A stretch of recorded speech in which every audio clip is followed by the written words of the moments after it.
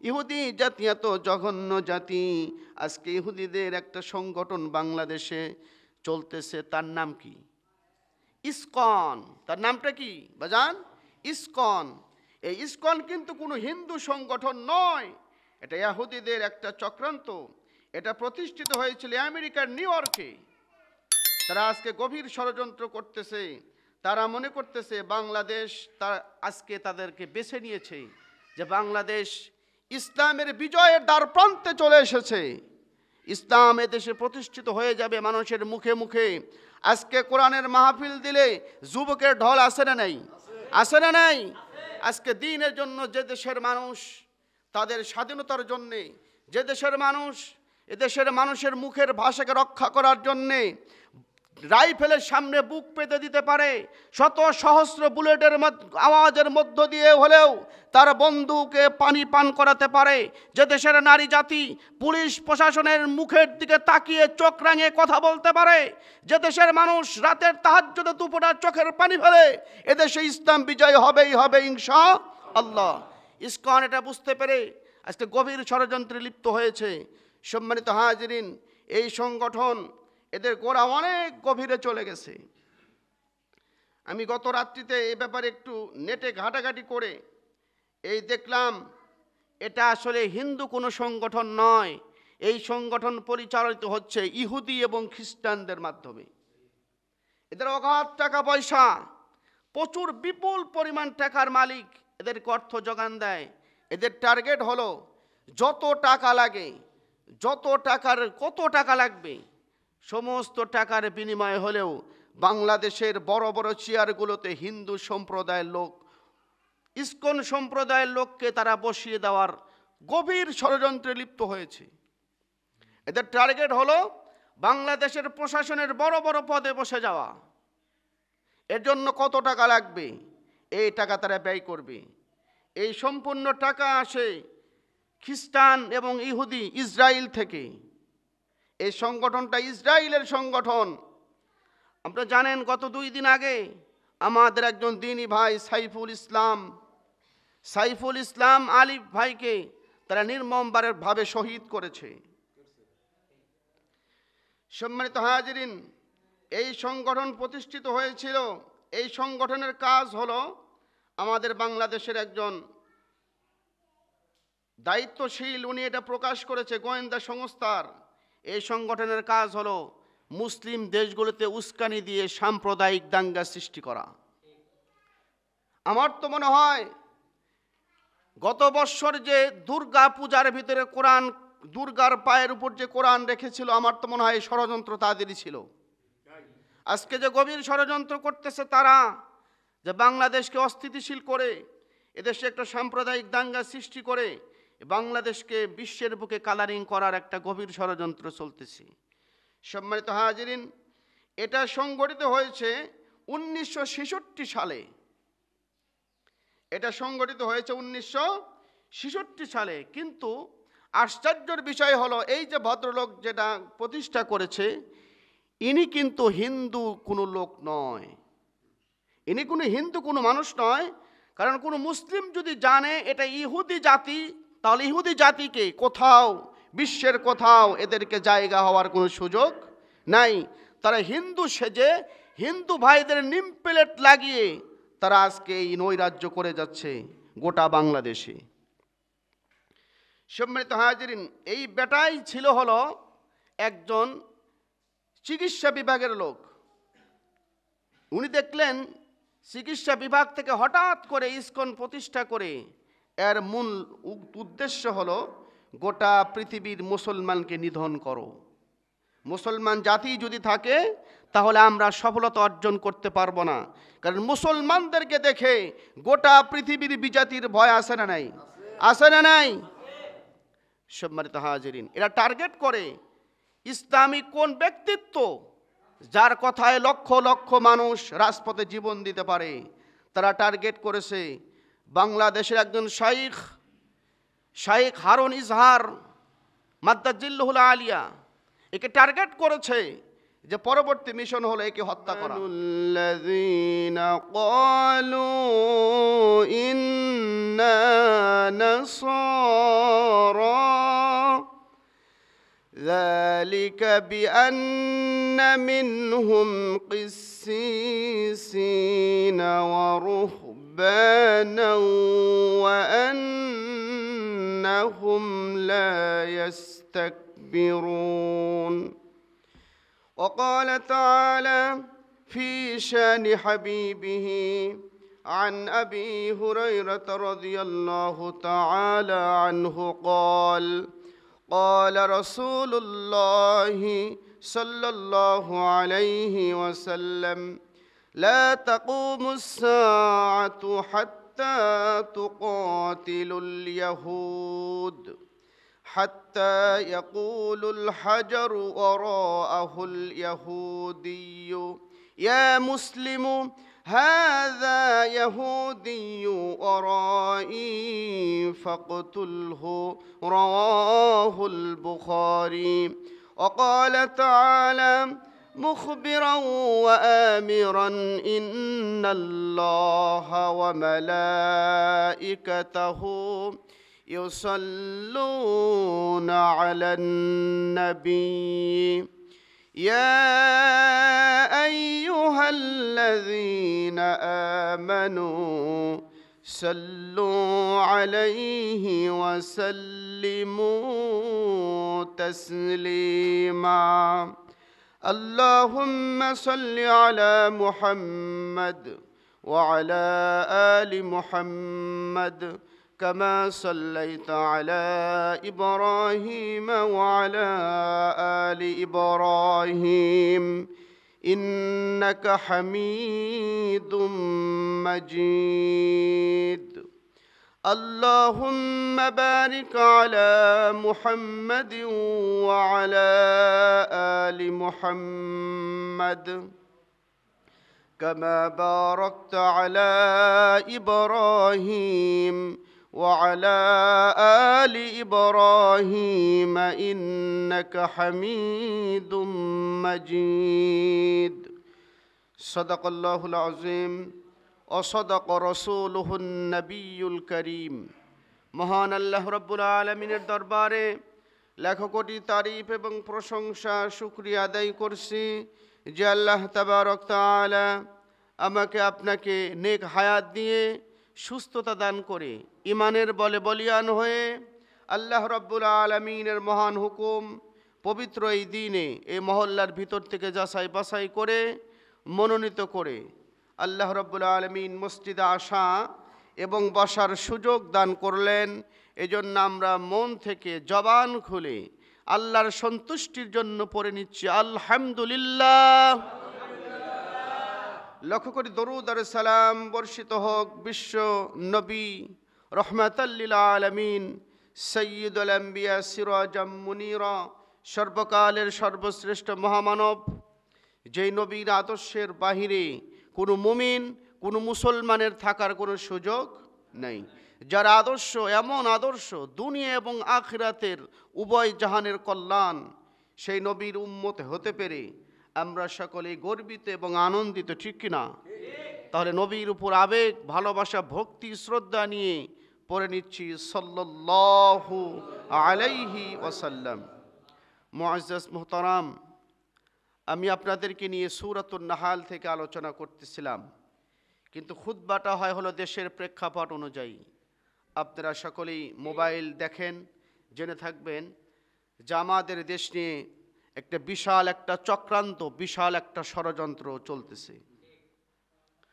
সম্মানিত মুসল্লিয়ান ইকরাম, আমাদেরকে সজাগ হতে হবে, সচেতন হতে হবে।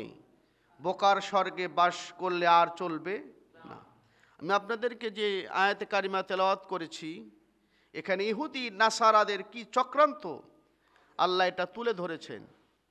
আমার নবীজি পৃথিবীর থেকে বিদায় নেওয়ার 555 বছর পর, 555 বছর পর আমার নবীজির লাশ পর্যন্ত চুরি করার ষড়যন্ত্র তারা লিপ্ত হয়েছিল ইহুদি জাতি।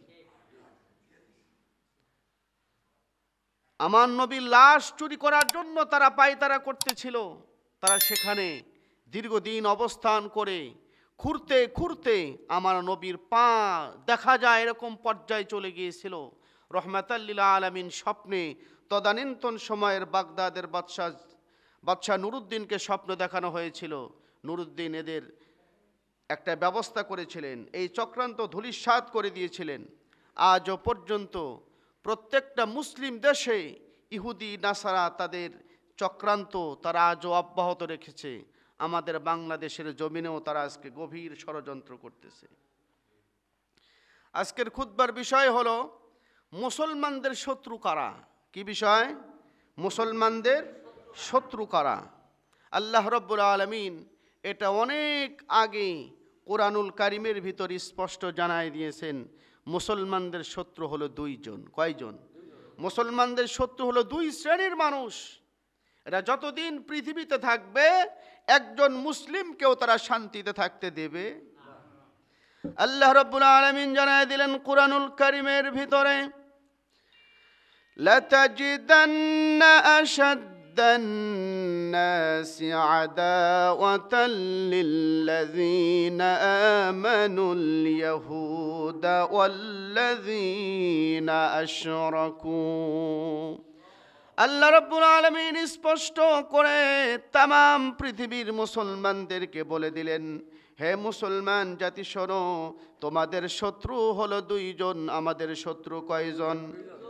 একটা হলো ইহুদি জাতি, যেই জায়গায় থাকবে সেই জায়গার আশেপাশের মুসলমানদেরকে, আমার নবীকে মারার তারা চক্রান্ত করেছিল। আমার নবীকে বাসায় দাওয়াত করে নিয়ে মাংসের ভিতরে, গোস্তের ভিতরে তারা বিষ মাখিয়ে দিয়েছিল। বিশ্ব নবীর একজন সাহাবী সেই গোস্ত খেয়ে দুনিয়ার থেকে বিদায় নিয়ে চলে গেছে। সেই নবীর যুগ থেকে শুরু করে ইহুদি জাতি এবং মুশরিক জাতি এরা মুসলমানদেরকে পশ্চিমকালেও সহ্য করতে পারে নাই। এমনকি কিয়ামত পর্যন্ত একজন মুসলমানকেও তারা শান্তিতে থাকতে দেবে না। আল্লাহ জানাই দিলেন, নবীজি আশাদ্দান নাস, মুসলমান জাতির শত্রু হলো দুইজন, ইহুদি আর মুশরিক যারা, তারাই হলো মুসলমানদের শত্রু। এই ইহুদি জাতি এত জঘন্য, একমাত্র জাতি যাদেরকে আল্লাহ রাব্বুল আলামিন মান্না সালোয়া বেহেশতের খাবার খাওয়াইছিল, এরপরেও তারা উল্টা পাল্টা বাজে মন্তব্য করেছিল। সম্মানিত হাজিরিন, ইহুদি জাতির এত অবস্থা করুণ হয়ে যাবে, বুখারীর হাদিসের ভিতরে নবীজি স্পষ্ট করে ঘোষণা করেছেন, ইহুদিরা পালাবে পাথরের পিছনে। পাথর ডেকে ডেকে বলবে, ওগো মুসলমান, আমার পিছনে একজন ইহুদি পালিয়ে আছে, তাকে ধরো, ফাকতুলহু, হত্যা করো। ইহুদি জাতি এত জঘন্য জাতি। আজকে ইহুদিদের একটা সংগঠন বাংলাদেশে চলতেছে, তার নাম কি? ইসকন। তার নামটা কি বাজান? ইসকন। এই ইসকন কিন্তু কোনো হিন্দু সংগঠন নয়, এটা ইহুদিদের একটা চক্রান্ত। এটা প্রতিষ্ঠিত হয়েছিল আমেরিকার নিউ ইয়র্কে। তারা আজকে গভীর ষড়যন্ত্র করতেছে। তারা মনে করতেছে বাংলাদেশ আজকে তাদেরকে বেছে নিয়েছে, যে বাংলাদেশ ইসলামের বিজয়ের দ্বার প্রান্তে চলে এসেছে, ইসলাম এদেশে প্রতিষ্ঠিত হয়ে যাবে মানুষের মুখে মুখে। আজকে কোরআনের মাহফিল দিলে যুবকের ঢল আসে না নাই? আসে না নাই?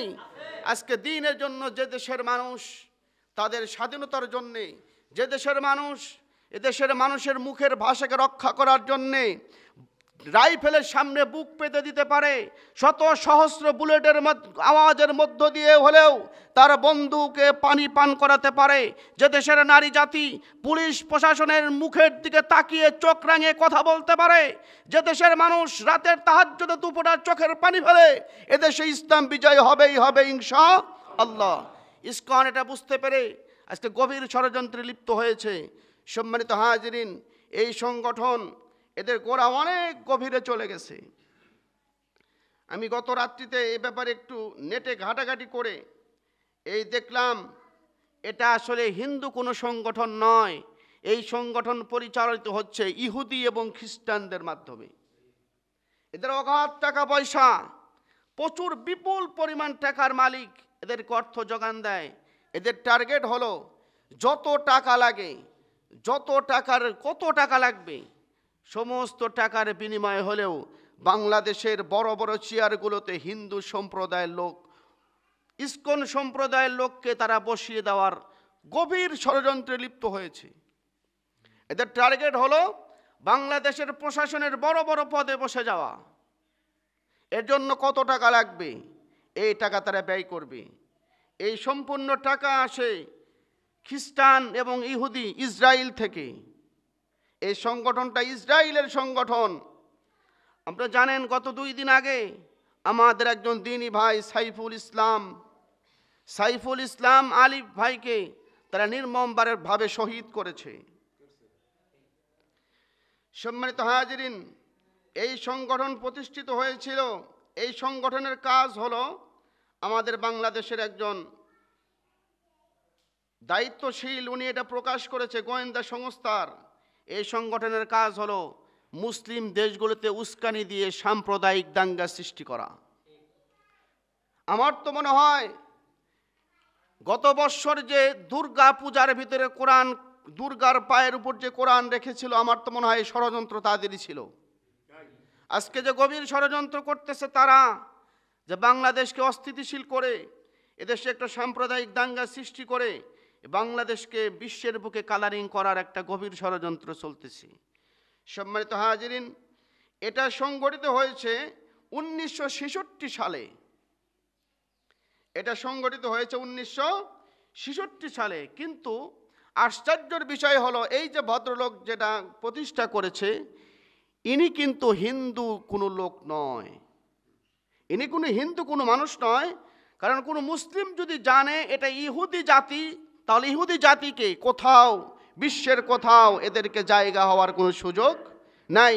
তারা হিন্দু সেজে হিন্দু ভাইদের নিম প্লেট লাগিয়ে তারা আজকে এই নৈরাজ্য করে যাচ্ছে গোটা বাংলাদেশে। সম্মানিত হাজিরিন, এই বেটাই ছিল হলো একজন চিকিৎসা বিভাগের লোক। উনি দেখলেন চিকিৎসা বিভাগ থেকে হঠাৎ করে ইসকন প্রতিষ্ঠা করে এর মূল উদ্দেশ্য হলো গোটা পৃথিবীর মুসলমানকে নিধন করো। মুসলমান জাতি যদি থাকে তাহলে আমরা সফলতা অর্জন করতে পারবো না। কারণ মুসলমানদেরকে দেখে গোটা পৃথিবীর বিজাতির ভয় আসে না নাই? আসে না নাই? সম্মানিত হাজিরিন, এরা টার্গেট করে ইসলামিক কোন ব্যক্তিত্ব যার কথায় লক্ষ লক্ষ মানুষ রাজপথে জীবন দিতে পারে।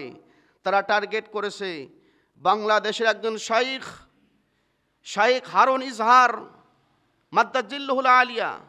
একে টার্গেট করেছে যে পরবর্তী মিশন হলো একে হত্যা করা। চিন্তা করেন, চট্টগ্রাম, এদের মেন ঘাঁটি হলো চট্টগ্রাম, পঞ্চগড়, সিলেট এবং ঢাকার কিছু অংশে তারা আজকে বসে গেছে। গত বছর তারাবির নামাজের সময় এরা গান বাজনা করতেছিল। মুসলমান যে নালিশ দিয়েছে, ভাই আমাদের নামাজ হচ্ছে, আপনারা বন্ধ রাখেন। তারা উল্টা পুলিশ প্রশাসনকে বলছে যে এরা আমাদের ধর্মীয় উৎসব পালনে আমাদের শান্তি বিঘ্নিত করতেছে, এদেরকে গ্রেপ্তারের ব্যবস্থা করেন।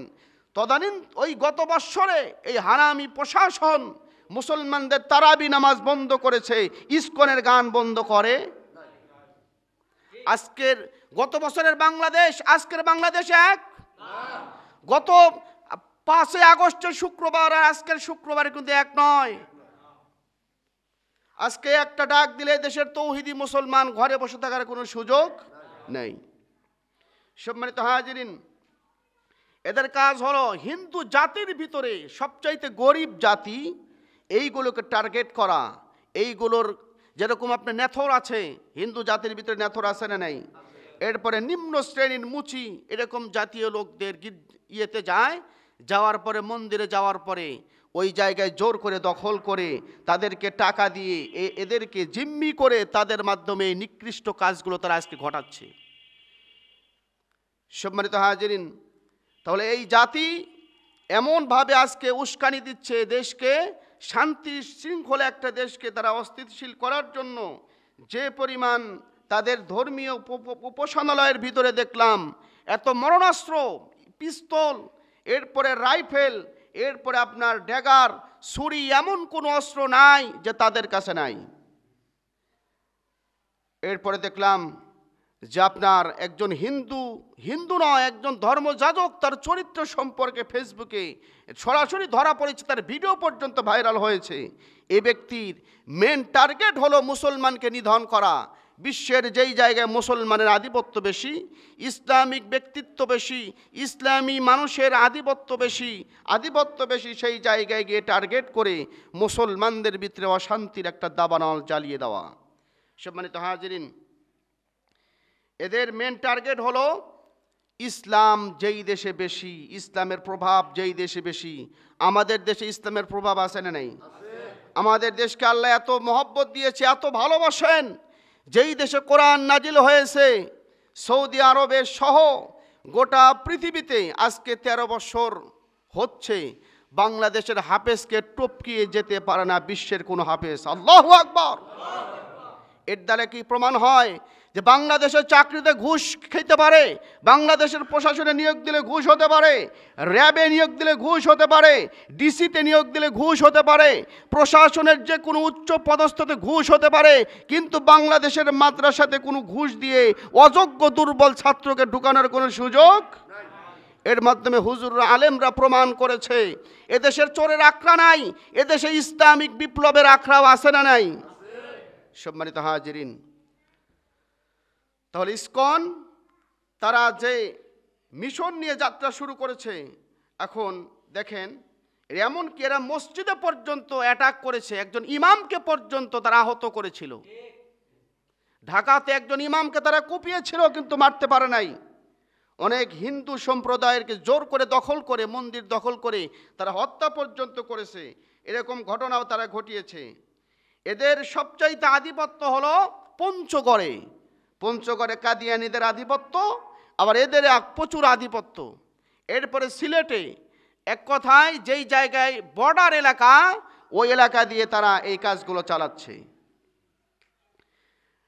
এরা বিভিন্ন জায়গায় বিভিন্ন সমাবেশে দেখা যায় তারা প্রচুরভাবে অস্ত্র, মাদক এগুলা নিয়ে তারা সাপ্লাই দিয়ে নিম্ন শ্রেণীর মানুষদেরকে কবজা করে তাদের মাধ্যমে আজকে দেশকে নৈরাজ্য করার একটা গভীর ষড়যন্ত্রে লিপ্ত হয়েছে। এদেরকে টাকা দেয় ইসরায়েল এবং আমেরিকা। এরা কোনো হিন্দুদের কোনো সংগঠন নয়, এরা হিন্দু নামে চালিয়ে দিচ্ছে। কারণ ইসরায়েল ইহুদি নাম শুনলে মুসলমানরা তাদেরকে এই দেশে ঢুকতে দেবে না, সেজন্য তারা হিন্দু বলে চালিয়ে দিয়েছে, কিন্তু এরা আদৌ হিন্দু নয়। সম্মানিত হাজিরিন, ইহুদি জাতি কত খারাপ আমার আল্লাহ রাব্বুল আলামিন কোরআনুল কারীমের ভিতরে জানায় দিলেন। আল্লাহ স্পষ্ট করে জানায় দিলেন, ওয়া ইস্তাসকা মূসা লিকওমিহি ফাকুলনা দরিব বিআসাকাল হাজার। আল্লাহ জানায় দিলেন, এখানে বনি ইসরাইলের একটা কথা আসছে, আল্লাহ বলে দিলেন। আরও একটি নিয়ামতের কথা স্মরণ করিয়ে দেওয়া হয়েছে। আল্লাহ বলেন, স্মরণ করো যখন মূসা তার কওমের জন্য পানি প্রার্থনা করলো, আমি বললাম তোমার লাঠি দ্বারা পাথরে আঘাত করো, ফলে তা থেকে 12টি ঝর্ণা প্রবাহিত হলো। প্রত্যেক গোত্র নিজ নিজ পানির জন্য জায়গা চিনে নিল।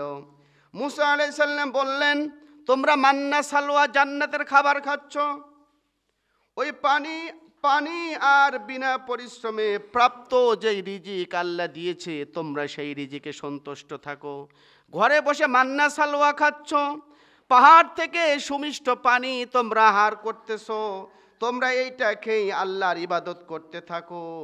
আর তারা জানায় দিল, আর তারা বলল, মূসা রে, আমরা একই খাদ্য প্রতিদিন খেতে পারবো না। আল্লাহ বসায় বসায় খাওয়াইছে, পাহাড় থেকে পানি দিয়েছে, এত নিয়ামত দেওয়ার পরে বলছে, মূসা একই দিন একই খাবার প্রতিদিন ভালো লাগে না, তোমরা আল্লাহকে বলো আল্লাহ যেন একটি আমাদের জন্য শাকসবজির ব্যবস্থা করে দেয়। আল্লাহ মূসা আলাইহিস সালাম বললেন, ক্বালা আতাস্তাবদিলুনা আল্লাযী হুয়া আদনা বিল্লাযী হুয়া খায়র। মূসা নবী বললেন, আল্লাহ জান্নাতের নিয়ামতের চাইতে দামি কোনো নিয়ামত হতে পারে না, তোমরা সেইটার সাথে জমিনের সাধারণ শাকসবজির তুলনা করতেছ। ইহবিতু মিসরান ফাইন্না লাকুম মা সাআলতুম ওয়াদরিবাত আলাইহিমুয যিল্লাতু ওয়াল মাসকানা। তোমরা যদি চাও তাহলে এখান থেকে বের হয়ে যাও, জমিনের ভিতরে গিয়ে তোমরা সেইগুলোকে আবাদ করো, সেইগুলোকে তোমরা আবাদ করে খাও। এরপর আল্লাহ রাব্বুল আলামিন তাদের উপর লাঞ্ছনা এবং দারিদ্রতা এমনভাবে লাগায় দিলেন, দারিদ্রতা দিলেন আর তাদেরকে লাঞ্ছনা দিলেন। আল্লাহ বললেন ওয়াবাউ বিগযবিম মিনাল্লাহ যালিকা বিআন্নাহুম কানু ইয়াকফুরুনা বিআয়াতিল্লাহ। আল্লাহ বললেন তারা মহান আল্লাহর ক্রোধে পতিত হলো। আল্লাহ তাদের উপরে এত রেগে গেলেন এজন্য যে তারা মহান আল্লাহর নিদর্শনকে অস্বীকার করতে লাগলো। আল্লাহ বললেন আমি জান্নাতে খাবার খাওয়ালাম, পানি দিলাম, এত কিছু নিয়ামত দেওয়ার পরে তারা দুনিয়ার শাকসবজির চিন্তা ভাবনা করলো। আল্লাহ রেগে গেলেন, তাদেরকে দরিদ্রতা দিয়ে দিলেন, এমনভাবে দরিদ্রতা দিয়ে দিলেন, তাদেরকে নিপাতিত করে দিলেন। দরিদ্রতার কারণে এই মানুষগুলোকে না খেয়ে আমার আল্লাহ শুটকি বানানোর মতো ব্যবস্থা করে দিলেন। তাহলে এমন একটা জাতি, যেই জাতিকে আল্লাহ দুনিয়াতে জান্নাতের খাবার খাইয়েছেন, এরপরেও তাদের মুখ দিয়ে আল্লাহর শুকরিয়া বের হয়। অতএব এই জাতি মুসলমানদের কোনোদিন কল্যাণ চাইতে পারে, ইয়াউমাল কিয়ামত পর্যন্ত চাইবে না। আলিফ ভাই যুবক তরতাজা মানুষ, বিনা দোষে তাকে হত্যা করা হয়েছে। সম্মানিত মুসল্লিয়ান কিরাম, আমি আল্লাহর কাছে দোয়া করি রব্বুল আলামিন যেইভাবে আবু সাঈদের রক্তকে তুমি লেলিহান শিখা বানিয়ে বাংলাদেশের 90 স্বৈরাচারের বিদায় হয়েছে, তদ্রূপভাবে এই ভাই অ্যাডভোকেট সাইফুল ইসলাম আলিফ ভাইয়ের রক্তকেও তুমি লেলিহান শিখা বানিয়ে এই দেশ থেকে ইসকনের মূল টার্গেট, ইসকনের গোড়াকে তুমি তুলে এই দেশ থেকে নিশ্চিহ্ন করে ইহুদি জাতিতে পাঠায় দাও। সকলে বলে আমিন। সম্মানিত হাজিরিন, আল্লাহ নবী বলেন ক্বালা রাসূলুল্লাহ সাল্লাল্লাহু আলাইহি ওয়াসাল্লাম লা তাকুমুস সাআতু হাত্তা তুকাতিলুল ইয়াহুদ। কিয়ামত ততক্ষণ পর্যন্ত সংগঠিত হবে না যতক্ষণ পর্যন্ত ইহুদিদের বিরুদ্ধে মুসলমানরা যুদ্ধ না করবে, ততক্ষণ পর্যন্ত কিয়ামত সংগঠিত হবে না। হাত্তা ইয়াকুলুল হাজারু ওয়ারাআহুল ইয়াহুদিয়্যু, এমনকি একজন ইহুদি গাছের পিছনে পলাবে, পাথরের পিছনে পালিয়ে থাকবে, তখন ওই পাথর ডাক দিয়ে বলবে ইয়া মুসলিম, হে মুসলিম, ইয়া মুসলিম, হে মুসলিম, হাযা ইয়াহুদিয়্যু ওয়ারাই ফাকতুলহু, হে মুসলিম আমার পিছনে একজন ইহুদি লুকিয়ে আছে, তুমি তাড়াতাড়ি তাকে হত্যা করে ফেলো। ইহুদিদের এত দুর্যোগ হয়ে যাবে, গাছের পিছনে পলাবে, গাছ বলে দিবে, পাথরের পিছনে ইহুদি পলাবে, পাথর বলে দিবে, মুসলমান আমার পিছনে একটা ইহুদি রয়েছে, তাকে হত্যা করো। ইহুদিদের পর্যায়ে এমন হয়ে যাবে, ইহুদি জাতি মুসলমানদের কিবলা বাইতুল মুকাদ্দাসের বিরুদ্ধে ষড়যন্ত্র লিপ্ত আছে না নাই? তারা গোটা পৃথিবীতে অল্প মুষ্টিময় কিছু মানুষ আজকে মুসলমানদেরকে তারা কুড়ে কুড়ে খাচ্ছে, মুসলমানদের স্বাধীনতার উপর তারা হস্তক্ষেপ করছে, মুসলমানদেরকে বিভিন্নভাবে হত্যা এবং লাঞ্ছিত করতেছে ইহুদি জাতি। ইহুদি জাতি হলো পৃথিবীর ইতিহাসে সবচাইতে নাফরমান জাতি হলো ইহুদি জাতি। এরা নবীদেরকে সর্বোচ্চ হত্যা করেছে ইহুদি জাতি, সবচাইতে বেশি নবী হত্যা করেছে ইহুদি জাতি, এবং ইহুদির কাছে আল্লাহ রাব্বুল আলামিন সবচাইতে বেশি নবী দিয়েছেন, তারা নবীদেরকে পর্যন্ত হত্যা করেছে। সম্মানিত হাজিরিন, তাহলে মুসলমানদের শত্রু কয়জন? ইহুদি এবং মুশরিক, ইহুদি এবং মুশরিক। আল্লাহ তাবারক তাআলা কুরআনুল কারীমের ভিতরে জানায় দিয়েছেন মুসলমানদের শত্রু ইহুদি আর মুশরিক। ইহুদিদের আদর্শ আমাদের লালন করা যাবে না।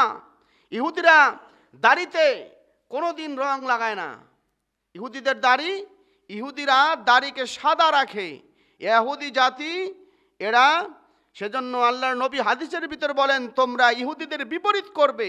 ইহুদিরা দাড়িকে সাদা রাখে, তোমরা দাড়িকে কালারিং করবে, কিন্তু কালো কলপ নয়, কাতান ঘাস এবং মেহেদি দ্বারা হলুদ করবে কিংবা লালটে কালার করবে, কিন্তু কালা কালার করা যাবে নয়। আজকে আমাদের দাড়ি একটু পেকে গেলে আমরা অনেকেই বলি বয়স হয়ে গেছে, কালো কালি করে আমার বয়সকে আমি ঢাকতে চাই। বয়সকে আমি যতই ঢাকতে চাই, হায়াত কি আমার বাড়বে? আমি কি চুলে কলপ করে দাড়িতে কালার করে আমি কি যৌবনতা ফিরে পাবো? হয়তো সাময়িক একটু দেখতে ভালো লাগবে।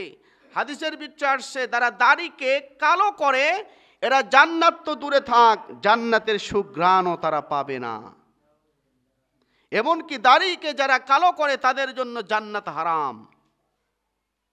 একটা দাড়ি পেকে যাবে, আল্লাহ একটা গুনাহ মাফ করবে। দাড়ির পাকার ভিতরে বরকত আছে না নাই? আছে না নাই? দাড়ি না পাকলে যদি বরকত হতো তাহলে আল্লাহ তো আজীবন কালো রেখে দিতে পারতেন কি পারতেন না? আমাদের মনে হয় একটু কালো করলে ভাবির কাছে গেলে কি চাচি আম্মার কাছে গেলে একটু ভালো লাগে, যে তিনি বলে না এখনো জোয়ানি আছে। কিন্তু ঘটনাতে কি ঘটাইছে জানে কে? নাপিত। জানে কে? কে জানে? নাপিত। সম্মানিত হাজিরিন, এই যে আমরা এই পাপগুলো ছোট মনে করি, যে আজকে শুক্রবার নামাজের পরে বিয়াই বাড়িতে যাব, বিয়ানকে দেখতে যাব, কামারপাড়া বাজারে গিয়ে পাঞ্জাবিটা ইস্তারি করলাম, এরপরে চিন্তা করলাম দাড়ি তো দু একটা বের হয়েছে, একটু সাদা সাদা দেখা যায়, সেরেনে বসে বলে এই বেটা তাড়াতাড়ি লাগা, কালা কি এসে মার, আজকে বিয়াই বাড়ি যাব, বেটার বউকে আনতে যাব। আপনি বিয়ানের কাছে যাচ্ছেন যুবক সেজে, তাহলে আপনার মনের ভিতরে খারাপ কিছু আছে না নেই? আছে না নাই? শয়তান আমাদের বন্ধু না শত্রু? শয়তান চায় সব সময় আপনাকে গুনার ভিতরে নিয়ে যেতে রাখতে। আর মুমিন যে, উনি চিন্তা করবে মুমিনের কাছে ছোট্ট একটা পাপ পাহাড় মনে করতে হবে। ছোট্ট একটা পাপকে যদি আপনি পাহাড় সমান মনে করেন, আপনার দ্বারা বড় পাপ আদৌ সম্ভব হবে? যখন আপনি পাপকে নগণ্য জঘন্য মনে করবেন, আপনার দ্বারা বড় বড় গুনাহ হয়ে যাবে। আর যখন ছোট পাপকে আপনি বড় মনে করবেন, আপনার দ্বারা বড় পাপ তো দূরে থাক, ছোট পাপ হওয়ার সম্ভাবনাও নেই। সেজন্য পাপ থেকে বাঁচতে হলে সদা সর্বদা আপনি যেইটা করতে চান চিন্তা করবেন, কেউ না দেখলে দেখে কি? আমার অন্তরে খবর কেউ না জানলে জানে কে? আমার মনের ভিতরে কি আছে কেউ না জানলে জানে কে? সব সময় যদি এই ধ্যান খেয়াল, এই চিন্তা চেতনা যদি করি, আমার দ্বারা একটাও গুনাহ হওয়ার সম্ভাবনা। আল্লাহ রাব্বুল আলামিন আমাদের অন্তরের ভিতরে সেই মূল্যবোধ, আল্লাহর ভয়, নবীজির মুহাব্বত এবং কবরের ভয় ঢুকায় দেন। সকলেই পড়ি আমিন। ওয়া আখিরু দাওয়ানা আনিল হামদুলিল্লাহি রাব্বিল আলামিন।